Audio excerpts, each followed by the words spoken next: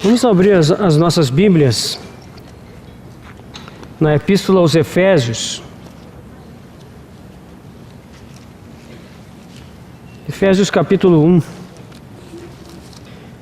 versículos 9 e 10.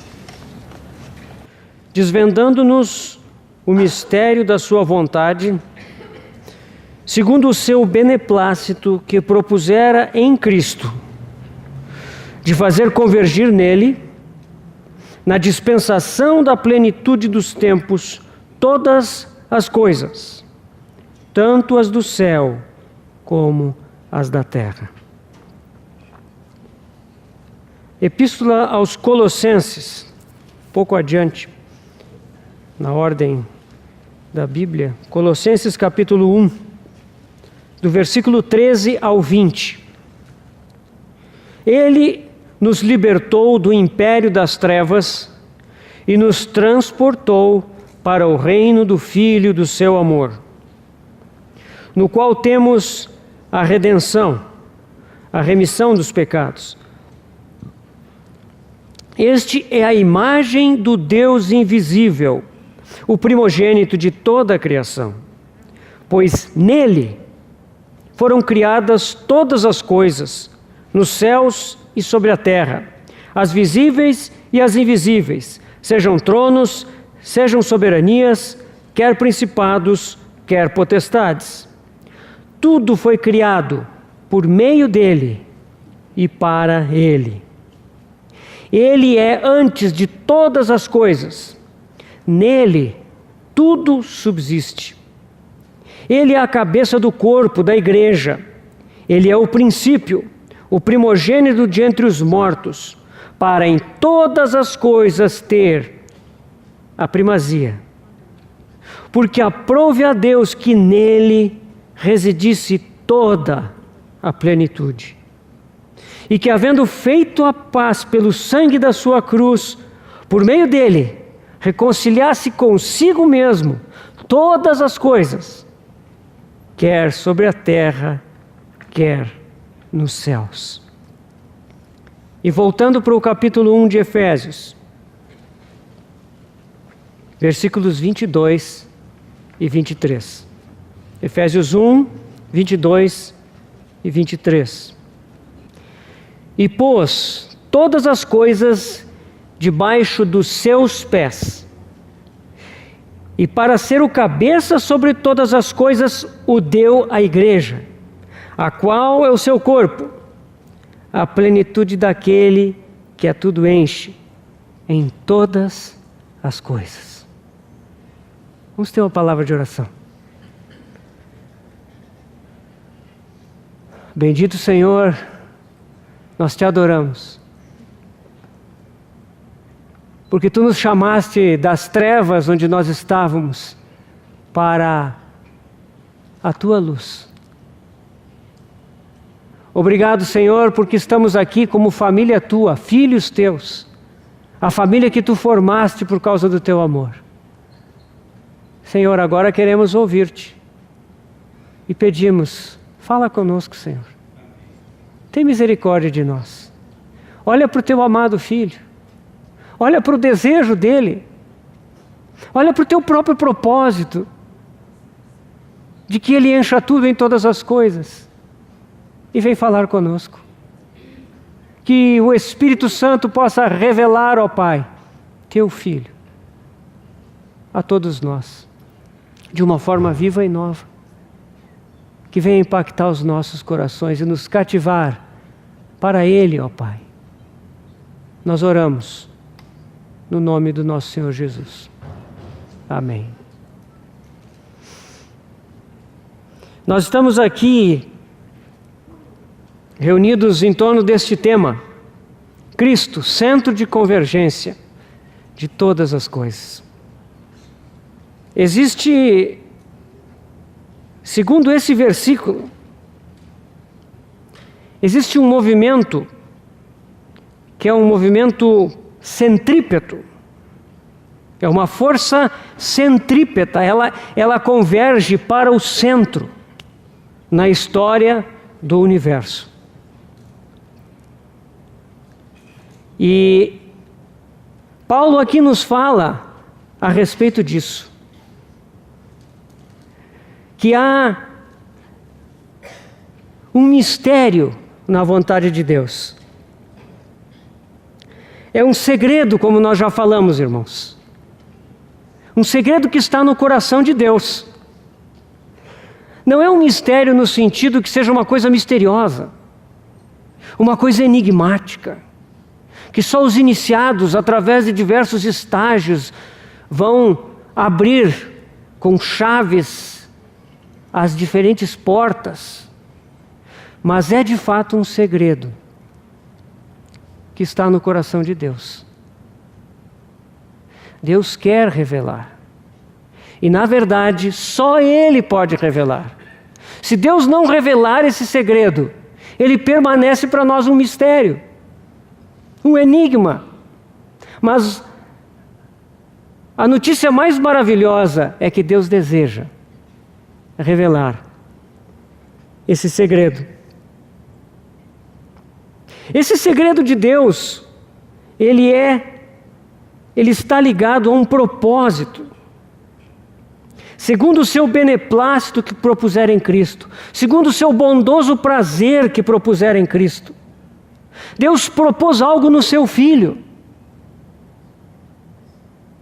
que é prazeroso. Nós sabemos que o Filho de Deus é a fonte de todo o prazer do Pai. E o Pai deu testemunho disso 2 vezes aqui na terra, em relação ao Senhor Jesus.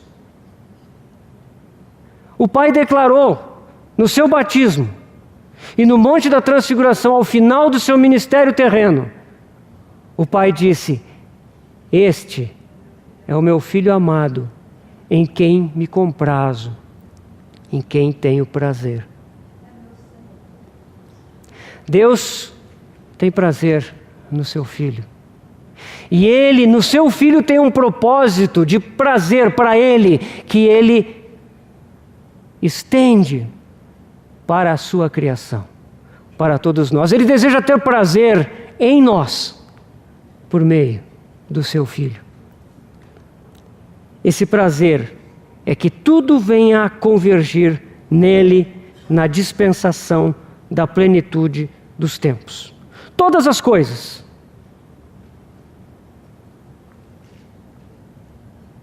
Eu não sei se os irmãos notaram, nesses trechos que nós lemos, nos primeiros capítulos de Efésios e Colossenses, esse termo todas as coisas, ele se repete muitas vezes. Isso é algo muito universal, algo muito amplo. Deus tem algo no seu coração que tem a ver com todo o universo. E isso diz respeito ao seu Filho. Tudo há de convergir nele.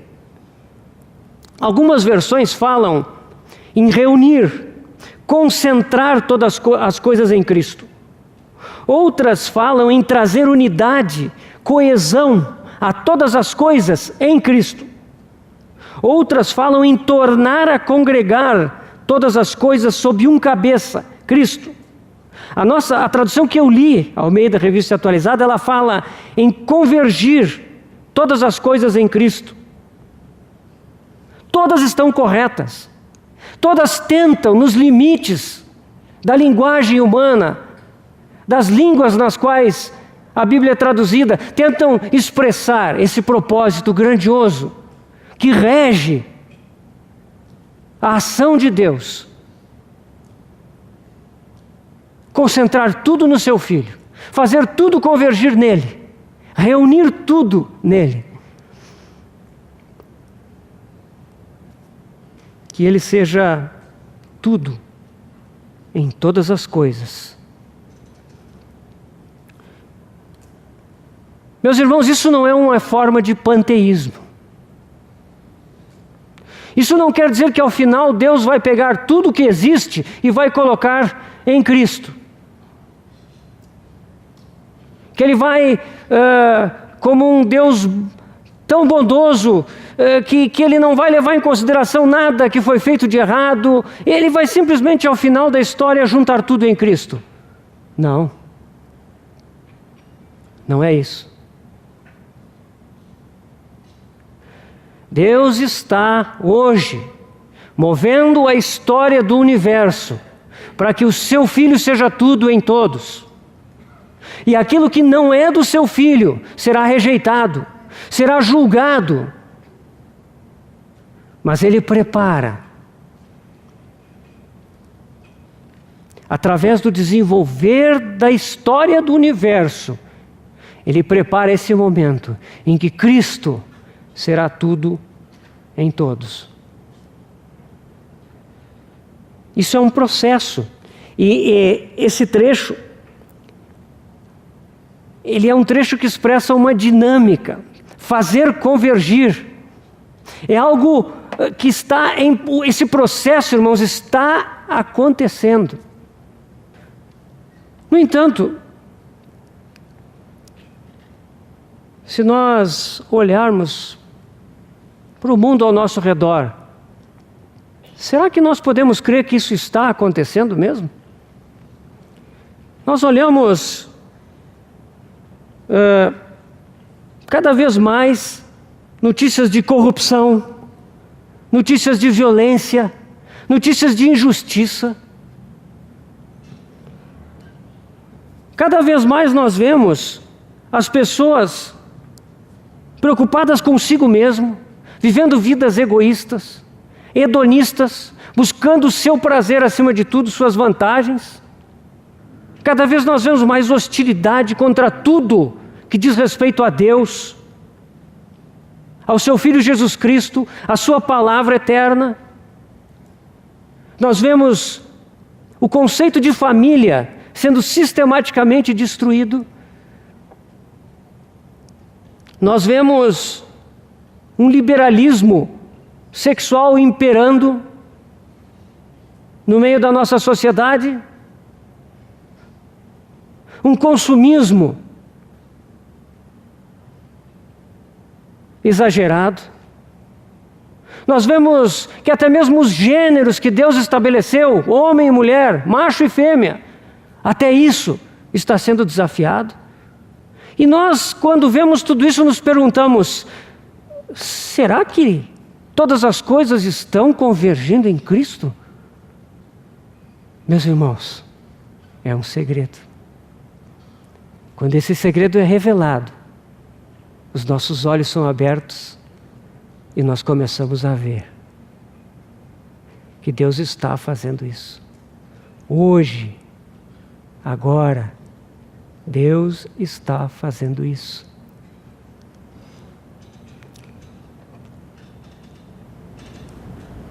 Lá em Colossenses 1 fala que o apóstolo Paulo nos diz que, versículo 17, Colossenses 1,17, nele tudo subsiste. Ele sustenta todas as coisas. E porque este mundo o tem abandonado,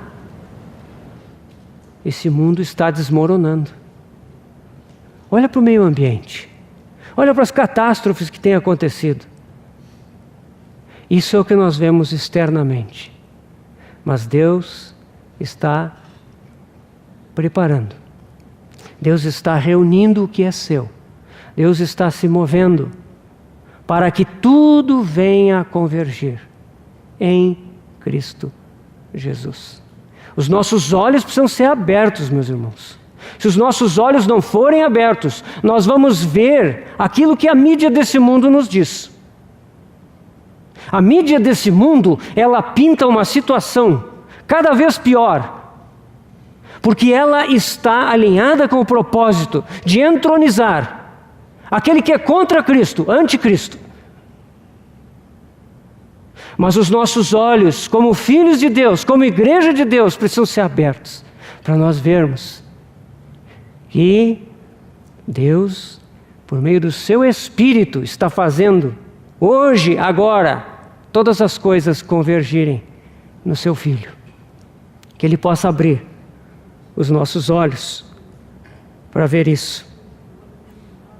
Esse mistério é um segredo. Efésios 1:9 nos diz isso. Desvendando no mistério da sua vontade. É um segredo. E Deus deseja revelar-nos. Lá em Provérbios, no capítulo 25, tem um versículo muito interessante. Provérbios 25, 2.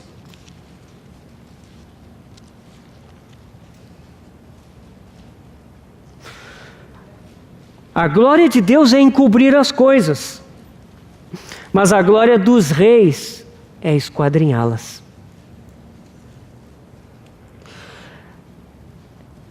Mistério, segredo. Deus encobre, porque Deus deseja que nós esquadrinhemos.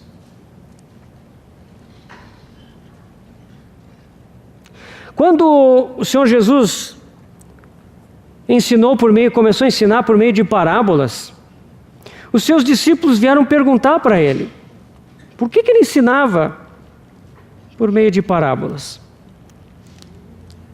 As parábolas, na verdade, meus irmãos, elas parecem um mistério para nós. Em Mateus 13, ele fala sobre isso. No versículo 10, os discípulos vêm perguntar por que o Senhor fala por parábolas, né? E o Senhor dá uma resposta muito enigmática, né? Versículo 13, por isso lhes falo por parábolas, porque vendo não veem, e ouvindo não ouvem nem entendem. Que mistério, será que o Senhor não quer que eles compreendam? Que eles entendam? Mas a verdade é que o Senhor esconde os seus segredos porque Ele quer nos atrair para Ele mesmo. Os discípulos ouviram as parábolas e eles vieram perguntar. E o Senhor explicou as parábolas para eles. O Senhor tem um segredo. Ele quer te revelar, meu irmão, minha irmã, esse segredo. Mas Ele não vai te revelar esse segredo de forma completa aqui nessa conferência. Ele talvez vai gerar em ti, meu irmão, um desejo. Ele quer atrair o teu coração para o seu amado Filho. Ele quer cativar-te, Ele quer te chamar. E quando nós nos achegamos a Ele e perguntamos, Senhor, o que significa isso? Ele começa a nos explicar os seus segredos. Ele começa a falar conosco, porque Ele nos deseja perto dEle. Nosso irmão Ernie nos falou aqui sobre aqueles que vinham em busca, aqueles gregos. Senhor, queremos ver Jesus. Essa é a pergunta que deve estar no nosso coração. Será que nós o desejamos? O segredo do Pai é revelar-nos o seu mistério, que é o seu Filho.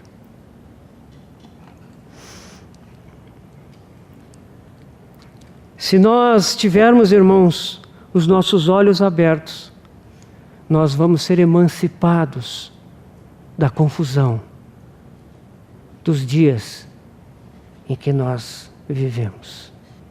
As pessoas vivem parte do seu tempo no desespero e na preocupação, parte do seu tempo na sedução e no engano deste mundo. Mas se os nossos olhos forem abertos, nós vamos ser emancipados para enxergar o propósito eterno de Deus em seu Filho, de fazer todas as coisas convergirem nele.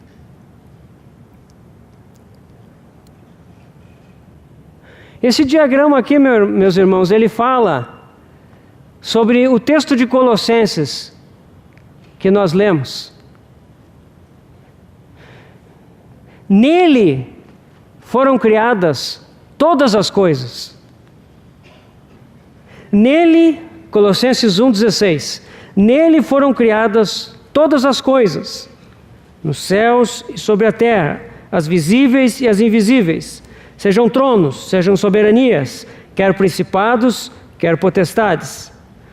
tudo foi criado por meio dele e para ele. No final do capítulo 11 de Romanos, nós temos um versículo similar. 11:36. Romanos 11:36. Porque dele, e por meio dele, e para ele são todas as coisas. A ele, pois, a glória eternamente. Amém. Aqui, meus irmãos, nós vemos que o Filho, como nosso irmão já falou, irmão Ernie, o Filho é o Criador. Quem criou esse universo foi o Filho. Lá no capítulo 1 de João, vai dizer que todas as coisas foram feitas por meio dele.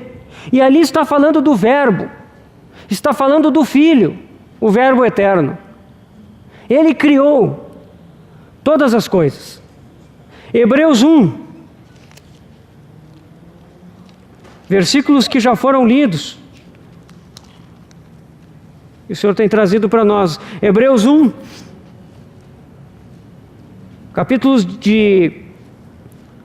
versículos de 1 a 2.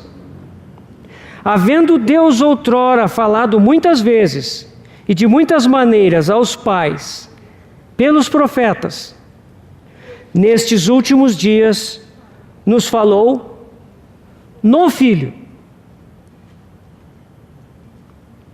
a quem constituiu o herdeiro de todas as coisas, pelo qual também fez o universo. Vocês percebem? Quem criou o universo foi o Filho de Deus. O Senhor criou o mundo. Por isso que é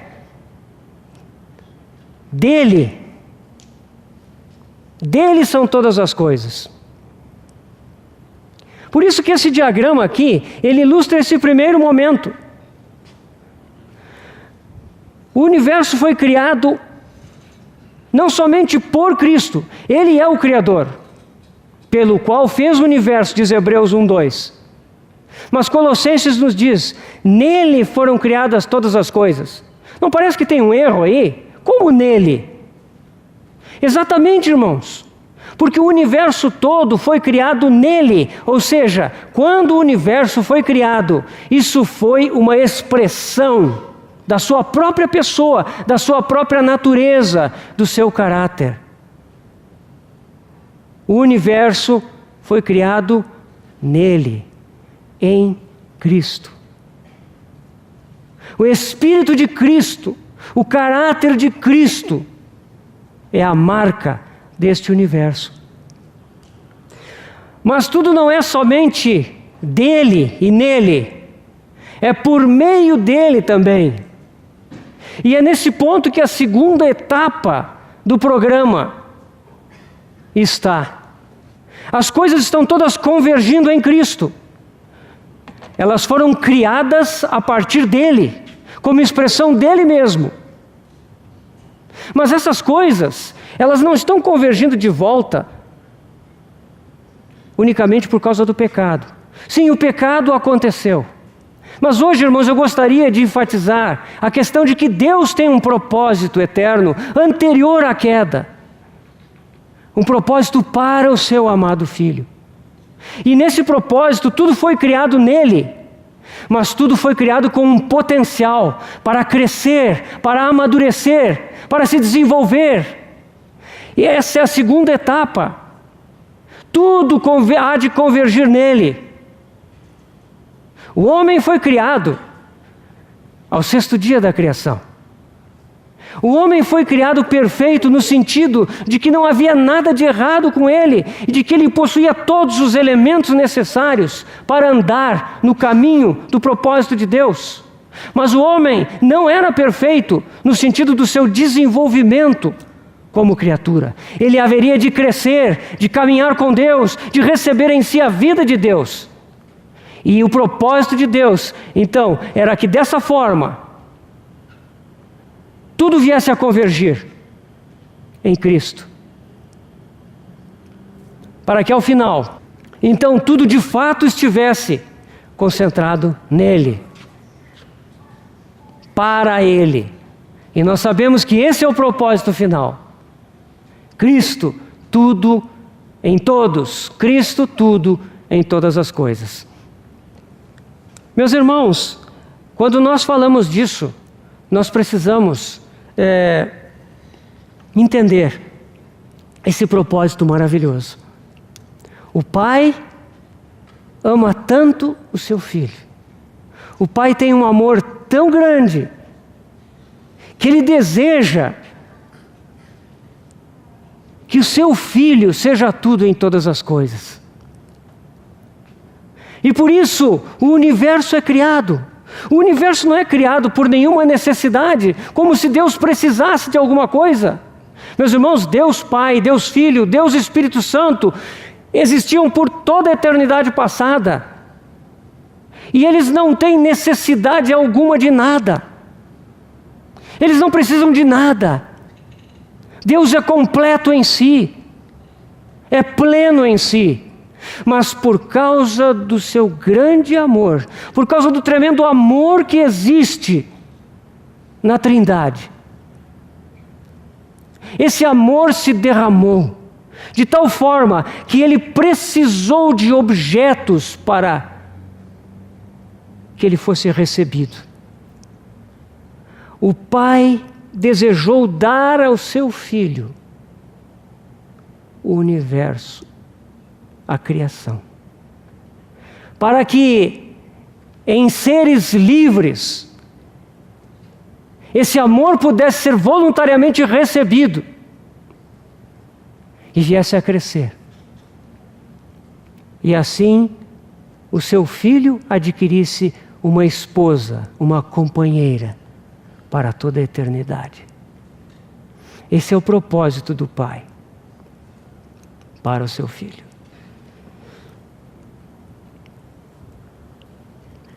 Muitos já tentaram estudar a Trindade, compreender como é que a Trindade funciona. Nós temos que ter muito cuidado com isso, irmãos. Disso, de tentar entender a Trindade, já resultaram muitas heresias e desvios. Alguns dizem que Cristo é divino, mas é inferior. Alguns dizem que Ele é eterno, mas foi criado. Será que o Senhor seria como um semideus da mitologia clássica? João 1, capítulo 1. E nosso irmão Lúcio nos falou de como esse evangelho veio num momento muito importante da história da igreja, para trazer correção, retorno de volta à verdade de Cristo. João diz, no capítulo 1, versículo 1, no princípio era o Verbo. E o Verbo estava com Deus. E o Verbo era Deus. Ele estava no princípio com Deus. Na eternidade passada, o Verbo, o Filho de Deus, já estava lá. Sempre esteve. Filipenses, no capítulo 2, trecho muito famoso que todos vocês conhecem, a partir do versículo 5, ali o apóstolo Paulo nos fala a respeito do Senhor, e ele diz: tende em vós o mesmo sentimento, ou a mesma disposição, a mesma atitude, que houve também em Cristo Jesus. Pois Ele, subsistindo em forma de Deus, não julgou como usurpação o ser igual a Deus. O nosso Senhor é igual a Deus. Hebreus capítulo 7, nos fala que o nosso Senhor é o sumo sacerdote segundo a ordem de Melquisedeque. E ali nos é dito: 7, de 1 a 3. Porém, porque este Melquisedeque, rei de Salém, sacerdote do Deus Altíssimo, que saiu ao encontro de Abraão, quando voltava da matança dos reis, e o abençoou, para o qual também Abraão separou o dízimo de tudo. Primeiramente se interpreta rei de justiça, depois também que é rei de Salém, ou seja, rei de paz. Sem pai, sem mãe, sem genealogia, que não teve princípio de dias nem fim de existência, entretanto feito semelhante ao Filho de Deus, permanece sacerdote para sempre. Não teve princípio nem fim de dias. Esse é o nosso Senhor. Caso você queira conhecer o Pai, não faça como Filipe. Lá em João 14, o versículos 8 e 9, Filipe diz assim: Senhor, mostra-nos o Pai, isso nos basta. E o Senhor responde: mas Filipe, eu estou contigo há tanto tempo e não me tens conhecido. Quem me vê a mim, vê o Pai. Porque Ele é a imagem do Deus invisível. Em Cristo, meus irmãos, estão ocultos, isso diz Colossenses 2, todos os tesouros da sabedoria e do conhecimento. Você quer conhecer alguma coisa? Você quer ter sabedoria? Todos os tesouros desse tipo estão nele. Não vá procurar em outro lugar. Estão no nosso amado Senhor. O Evangelho, diz Efésios 3, capítulo 3, é o Evangelho das insondáveis riquezas de Cristo. Insondável quer dizer que quando a gente começa a explorar, não tem fim, é infinito. Toda a riqueza que nós podemos encontrar está nele. Por isso, todas as coisas estão convergindo nele, e na dispensação da plenitude dos tempos se completarão, para que ele seja tudo em todas as coisas. Quando nós lemos em Colossenses 1,15 que ele é o primogênito de toda a criação, isso não quer dizer que ele foi gerado. E quer dizer que ele é o primeiro, ele tem a primazia em toda a criação. O Salmo 2 diz que ele foi gerado também. E ali se refere à sua encarnação humana. Eu hoje te gerei. Ele veio a esse mundo. Quando nós temos, meus irmãos, essa visão de quem é o Filho, de que o Filho de Deus é um com Deus, ele é plenamente Deus, meus irmãos, isso nos leva a adorá-lo com grande amor. Este Filho eterno, um com o Pai, um com o Espírito, um dia se esvaziou a tal ponto que veio a este mundo nos salvar. Quão grande esvaziamento! Imagine, pense a respeito.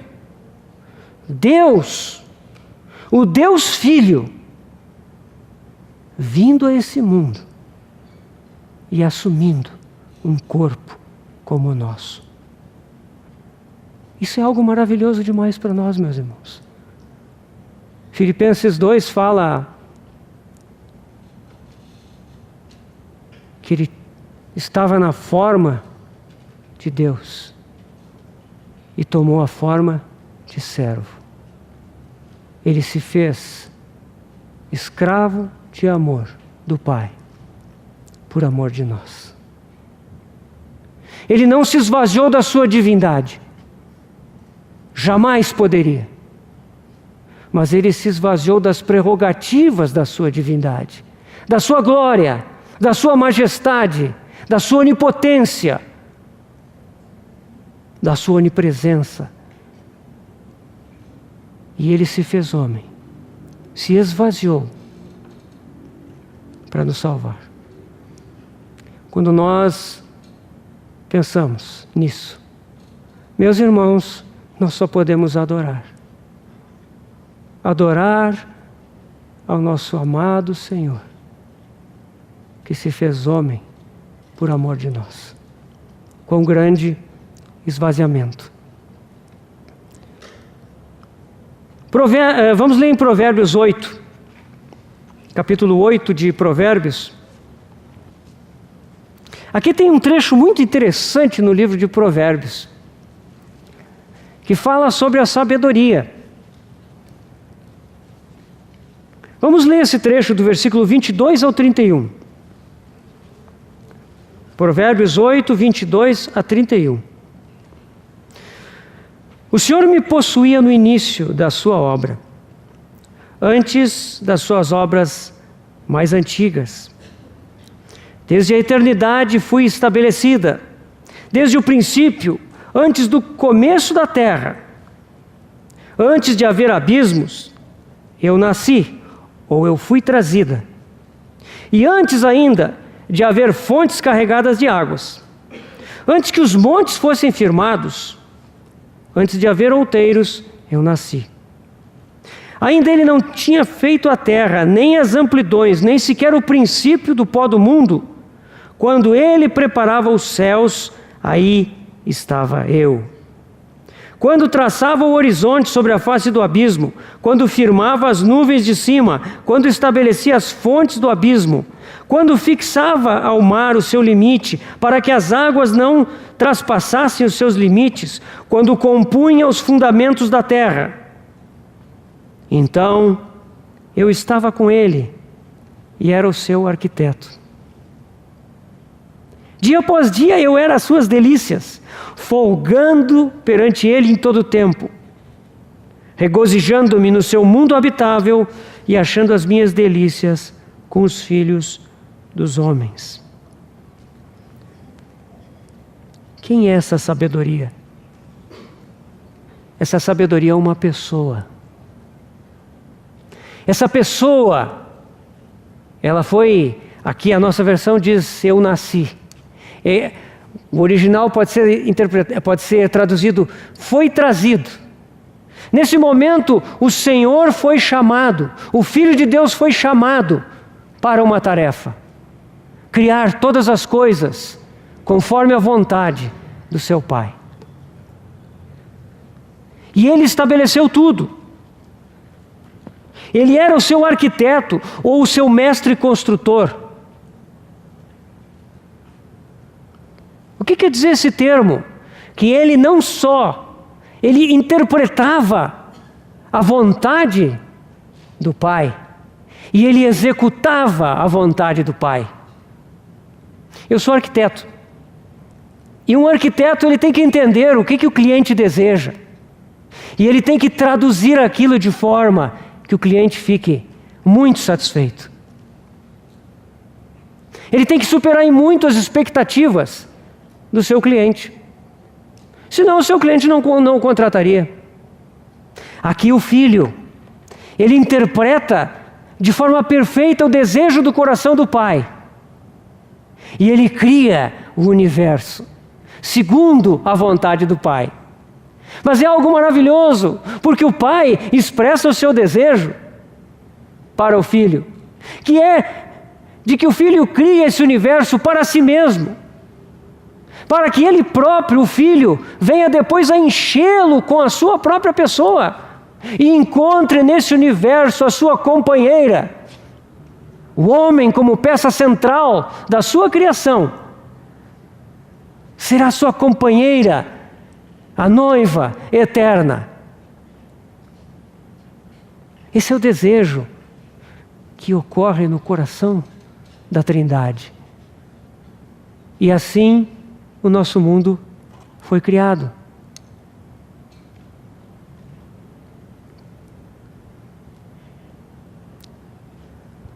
O universo tem um estilo.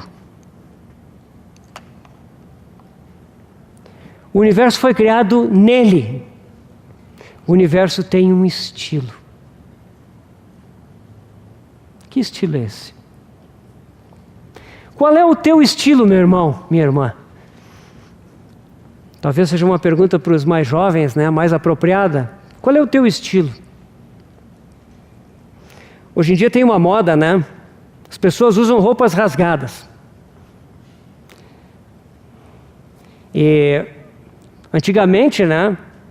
Se entrasse numa máquina do tempo, fosse há 30 anos atrás, a pessoa andasse com roupa rasgada e iam dar dinheirinho na rua, né? Para a pessoa.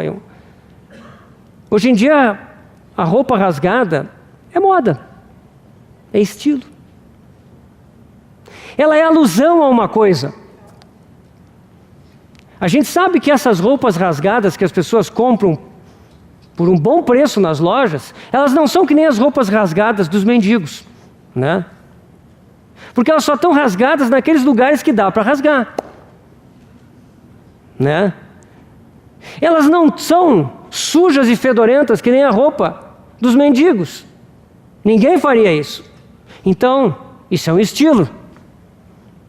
Todos nós temos o nosso estilo de vestir, de cortar o cabelo, de se maquiar, as irmãs, as moças, as senhoras, de ir a lugares, os nossos hábitos, nossos hobbies, todos nós temos o nosso estilo. Qual é o teu estilo, meu irmão e minha irmã? O universo tem um estilo. Isso é uma pintura. É uma pintura famosa. O pintor se chama Rafael Sanzio. Foi pintada por volta de 1507, 1508. É uma pintura cujo tema na arte é chamado de a Sagrada Família. Aqui está Maria, o menino Jesus e José. Rafael é um pintor do Renascimento que se inspirou nos modelos clássicos. E ele vem num percurso evolutivo de representar as figuras humanas cada vez mais perfeitas, mais bem proporcionadas. Então essa é a maneira como ele descreve Maria com seus olhos em José, serenos, meditativos, tranquilos, o menino Jesus olhando para José, mexendo nos frutinhos que ele tem na mão, e José contemplando a Jesus. Pode passar. Aqui nós vemos menino Jesus olhando para José. Aqui, a luz não está boa aqui, mas José está fazendo um sorriso. Um sorriso muito discreto, olhando para o Deus encarnado. Pode passar mais uma? E aqui Maria, com seus olhos fixados em José, com aquela expressão de serenidade.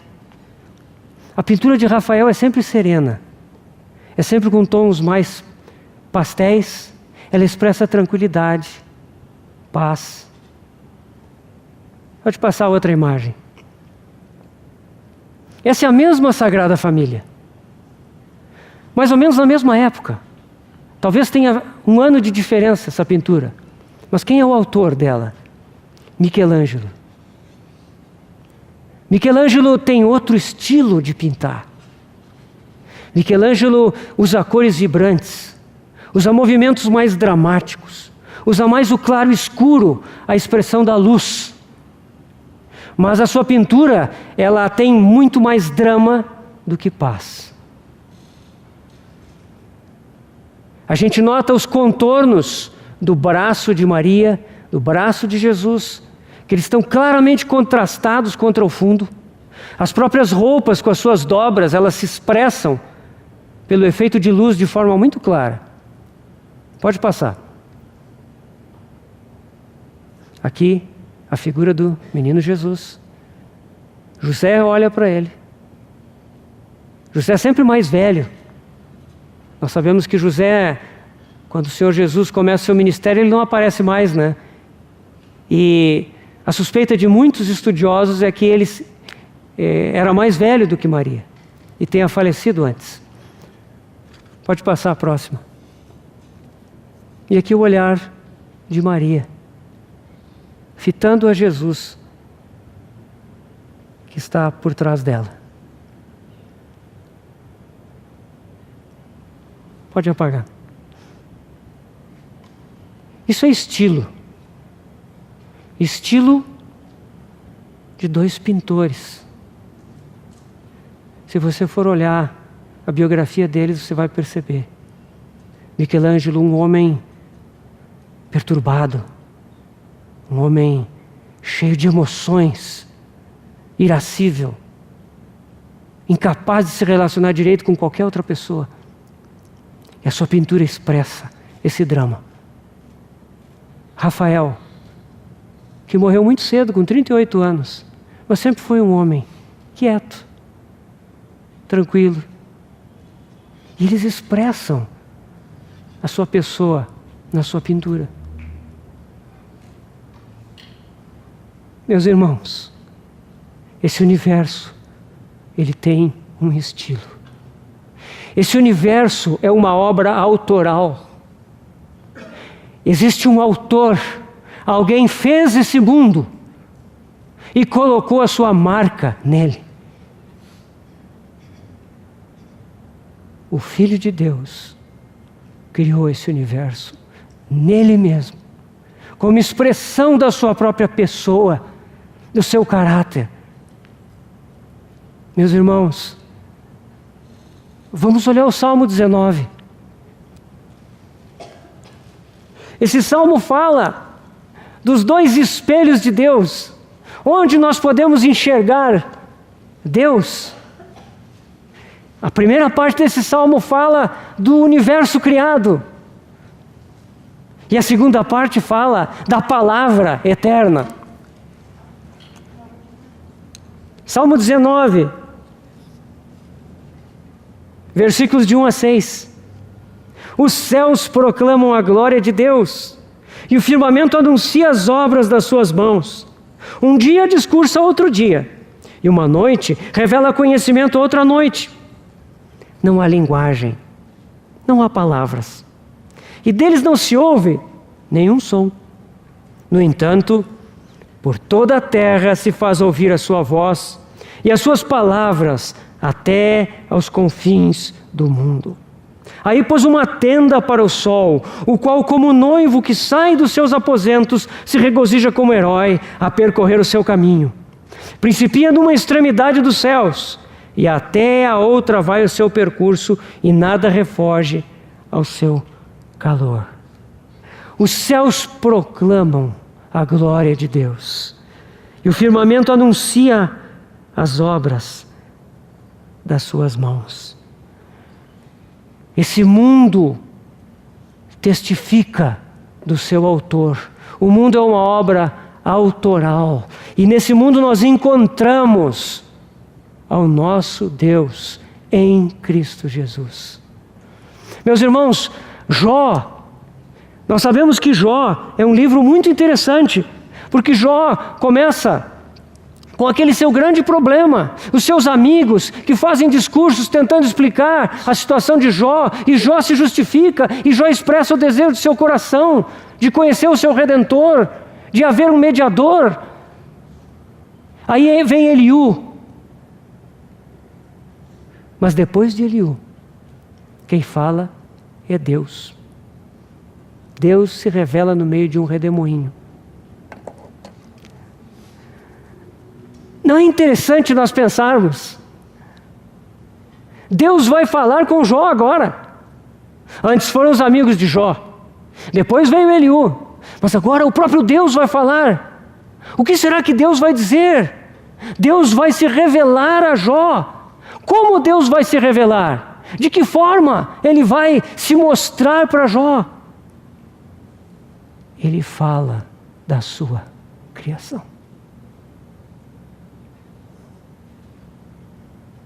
Leia Jó.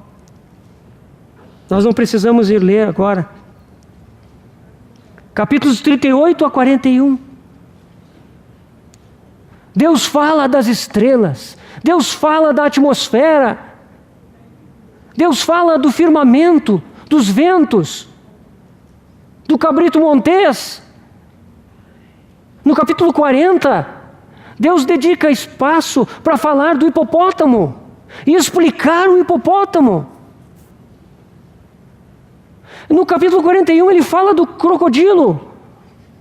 E ele fala da pele do crocodilo, das escamas, da sua boca e dos seus dentes, suas mandíbulas. Que mistério é esse? Deus fala da sua criação. E meus irmãos, que grande mistério. Jó clamava, dizendo no meio da sua enfermidade, da sua aflição: eu sei que o meu Redentor vive. E ao final, depois que Deus discursa sobre a sua criação, ele diz: antes eu te conhecia de ouvir falar, mas agora os meus olhos te veem. A criação revela a glória de Deus. Cristo criou todas as coisas nele. E quando nós olhamos esse universo, nós devemos ter os nossos olhos abertos para ver ao nosso Senhor. Ele fez as plantas, as árvores. Agora vai ser de noite, mas amanhã quando você vier para cá, meu irmão, olhe para as árvores aí nesse parque. Deus, em Cristo Jesus, criou essas árvores. Cristo, o arquiteto, desenhou essas árvores. Raízes, tronco, ramos, frutos, flores. Cristo criou os pássaros, os animais, as montanhas, as rochas, os fenômenos físicos, os elementos químicos, o céu, o firmamento, as galáxias. Ele é o autor. E Ele está ali para nós o vermos, adorarmos e glorificarmos. Meus irmãos, esse universo caminha para o momento em que todas as coisas vão convergir nele. Como nós precisamos ver a eternidade passada do nosso amado Senhor. Ele tudo fez nele mesmo, como expressão de si mesmo.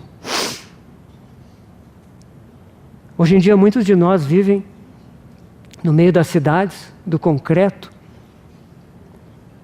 Nós só vemos aquilo que o homem caído fez. Nós só vemos um mundo criado pelo homem caído. Mas, meus irmãos, que nós possamos contemplar a criação. Tudo foi criado nele, por meio dele e para ele. Esse é o seu propósito. Vejam, meus irmãos, que nós não estamos falando aqui da redenção. A redenção nem entrou no nosso assunto. Nós estamos falando de uma criação feita nele, que deve se desenvolver se enchendo dele mesmo. Hoje tudo converge para Cristo. E o Espírito Santo de Deus, Ele quer nos encher de Cristo, para que nós estejamos convergindo para Ele. E dessa forma, um dia, nós vamos ver que Ele é tudo em todos.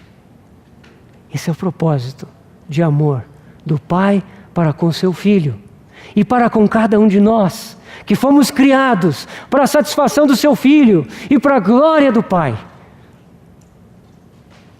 Claro que houve a redenção, porque houve a queda. O homem caiu. O homem foi colocado naquele jardim com um propósito específico.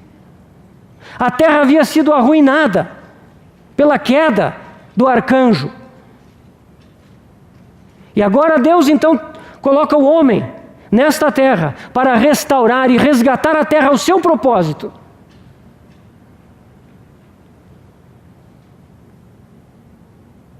Lá em Gênesis 1 é dito sobre o chamamento do homem, depois que Deus o formou: enchei a terra, dominai-a, sujeitai-a.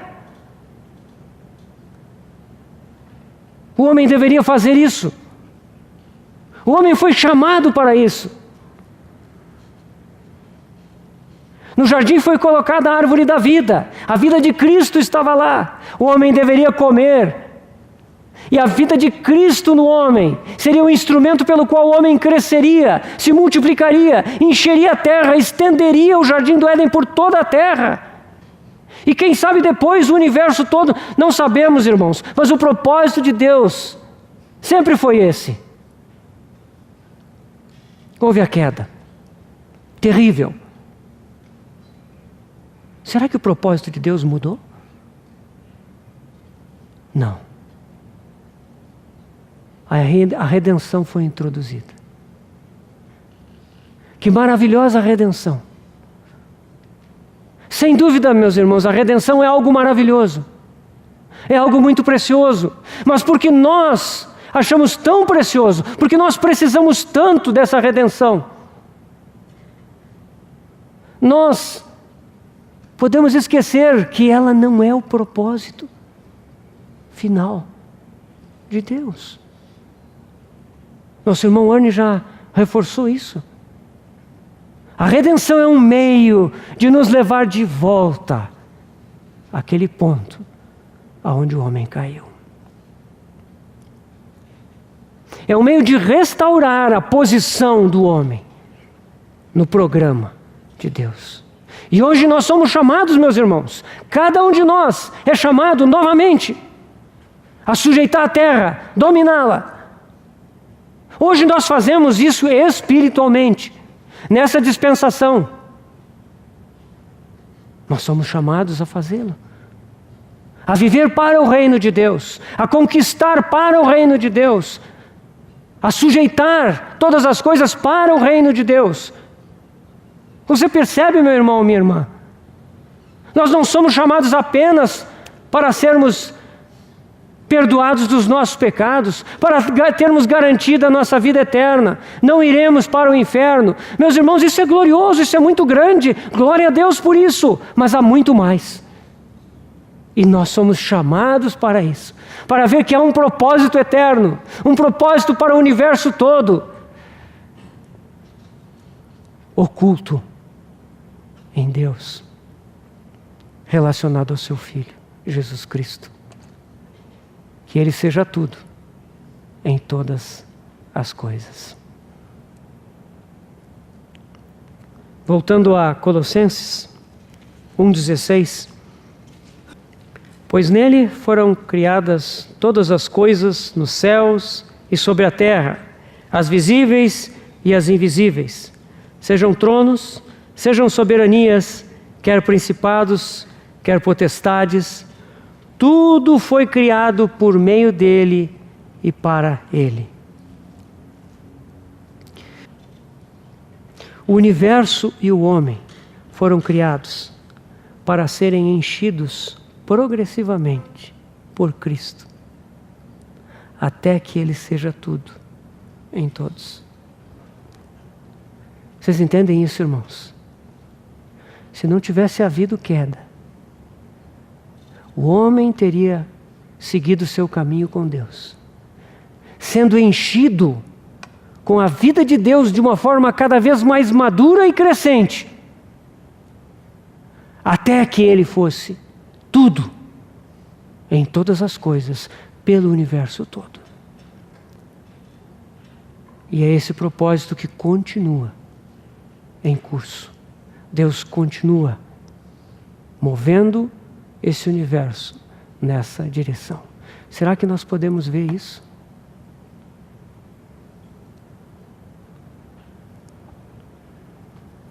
No Evangelho de João, o Senhor fala: meu Pai trabalha até agora e eu trabalho também.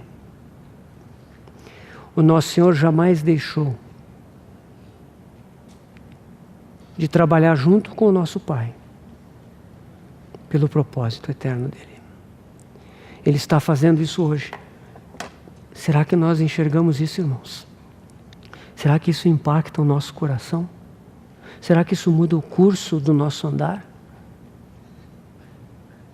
Como o nosso irmão falou hoje, nosso irmão Ernie, pequenos atos de obediência. Tudo isso que nós estamos falando é muito grande, é muito amplo. Mas através de pequenos atos de obediência, a voz suave do Espírito Santo, nós podemos permitir que Cristo vá enchendo todas as coisas, aqui e ali. Às vezes você está sozinho, mas na sua comunhão com Cristo, você permite que Ele lhe encha um pouquinho mais.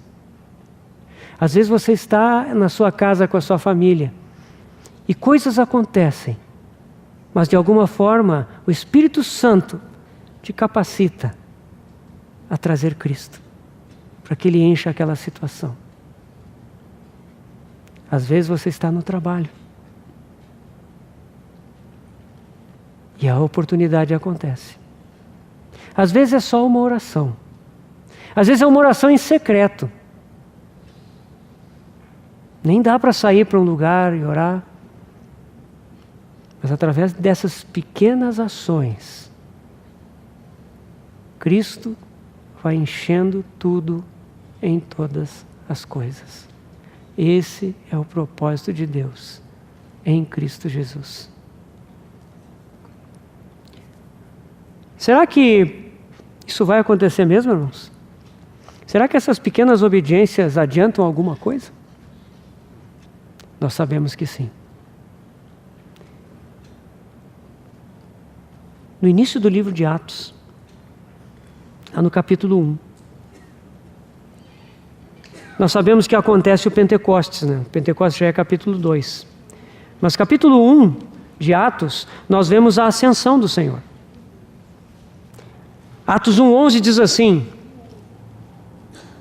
e lhe disseram, varões galileus, por que estáis olhando para as alturas? Esse Jesus que dentre vós foi assunto ao céu, virá do modo como o viste subir. Antes o versículo 9 diz que Jesus foi elevado às alturas à vista deles, e uma nuvem o encobriu dos seus olhos. Nós sabemos que o Senhor Jesus, quando Ele ressuscitou, Ele ascendeu aos céus. Seus discípulos o viram e Ele sumiu naquela nuvem. Aonde Ele foi? Como saber o que aconteceu com Ele? Nós sabemos que logo depois, quando cumpriu-se o dia de Pentecostes, veio do céu um som como um vento impetuoso e encheu a casa onde aqueles 120 discípulos estavam assentados. E todos ficaram cheios do Espírito Santo e passaram a falar em outras línguas, segundo o Espírito lhes concedia que falassem. E surgiu toda uma questão, porque aquelas pessoas, como nosso irmão falou, elas estranharam. Mas como? Estão falando na língua que fala lá no meu país? Que é isso? Gente que vinha de Roma, tinha Galileu falando em latim. Gente que vinha da Grécia, tinha Galileu falando grego e falando muitas outras línguas. Da onde aquilo? Como explicar isso? Pedro explicou. Pedro fez um discurso. Leia ali o capítulo 2 depois. E Pedro explica. Porque Pedro recebeu revelação sobre aquilo. Isso é o que foi predito pelo profeta Joel. E dali ele explica. E Atos 2, 32, 33. Pedro diz: a esse Jesus, Deus ressuscitou, do que todos nós somos testemunhas. Exaltado, pois, à destra de Deus, tendo recebido do Pai a promessa do Espírito Santo, derramou isso que vedes e ouvis.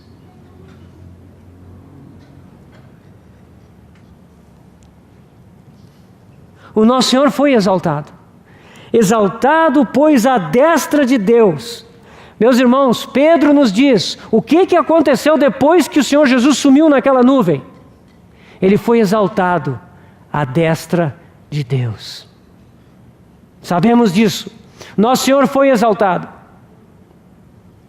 Lá em Apocalipse 5, um daqueles que viu o Senhor Jesus subir e sumir na nuvem, João, ele recebe uma visão, na qual ele vê, de uma forma muito mais detalhada, o que aconteceu após o Senhor ter sumido naquela nuvem. E nós sabemos.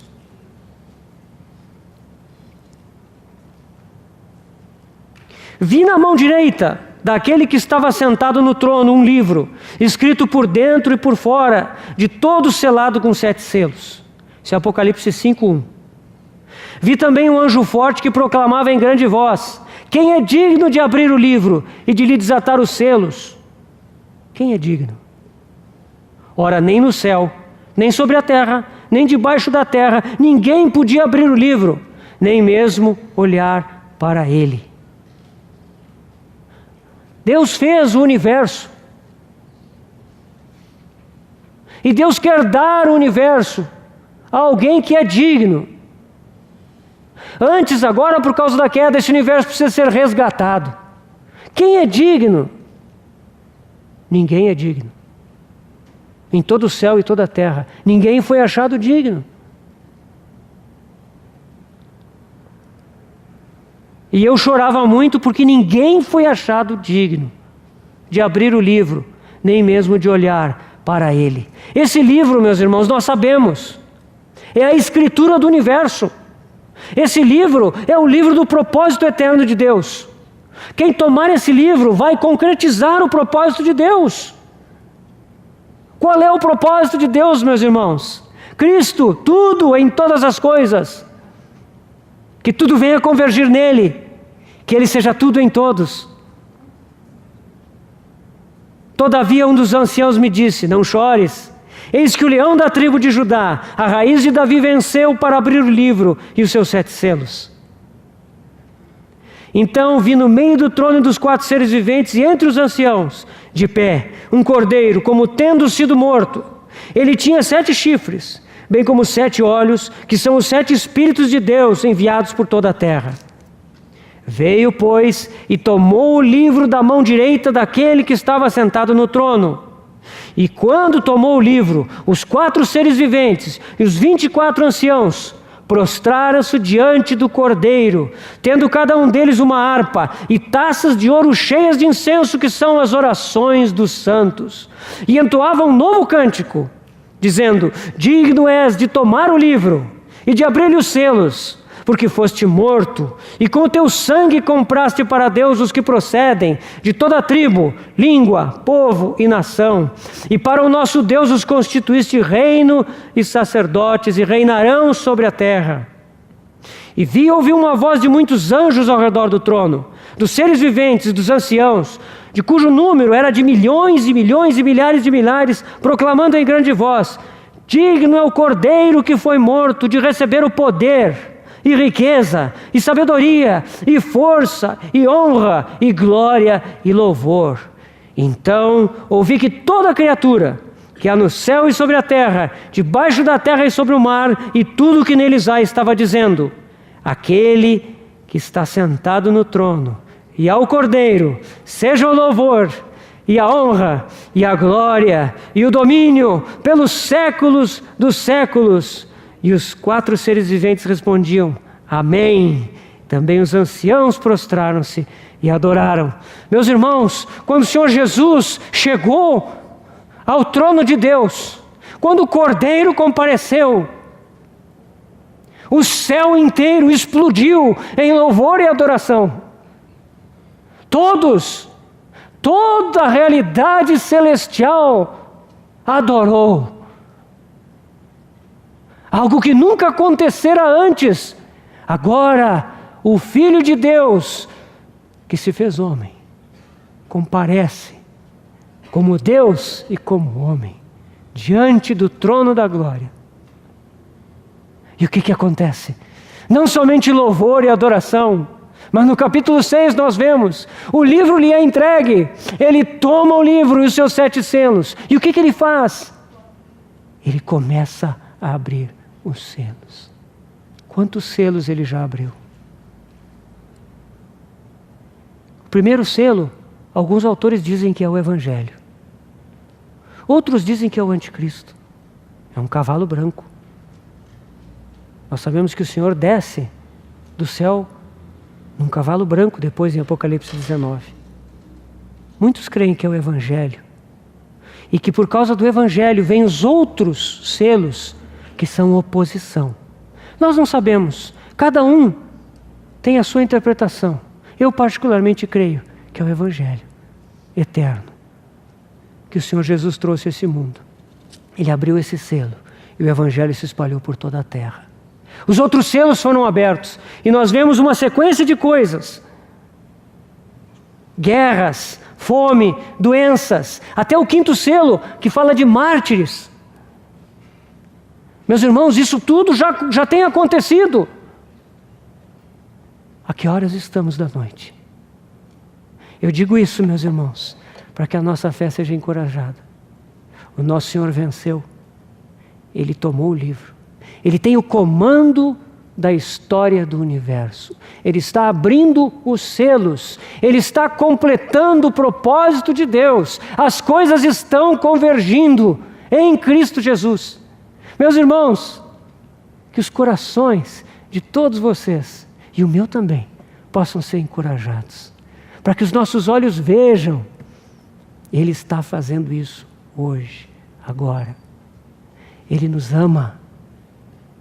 E além da redenção, Ele nos chama a participar do seu propósito eterno, para que Ele seja tudo em todas as coisas.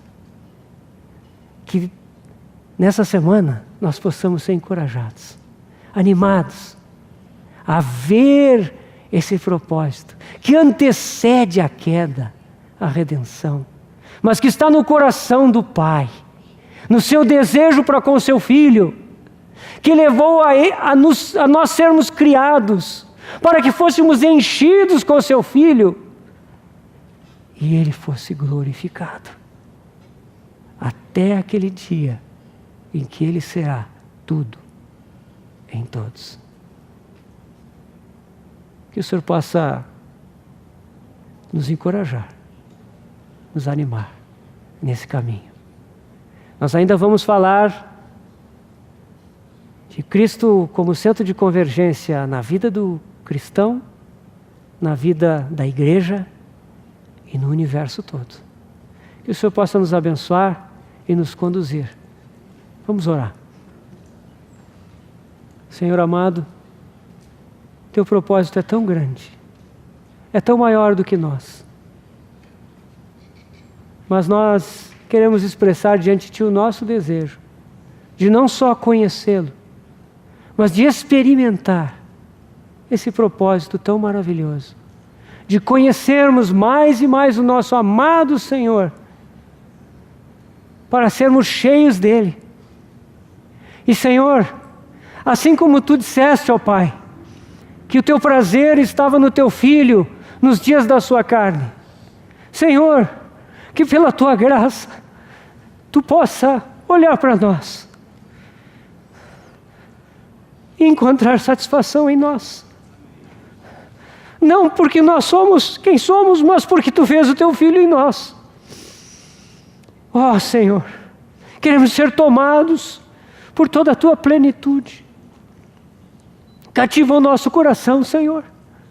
Nós ainda somos tão apegados a essa terra, Senhor. As coisas terrenas, a nós mesmos. Emancipa-nos, Senhor, para que possamos caminhar caminho tão elevado como esse que Tu tens para nós. Senhor, nos encomendamos às Tuas mãos, agradecidos pelo Teu chamamento de amor. Bendito seja o Teu nome. Oramos no nome do Senhor Jesus. Amém.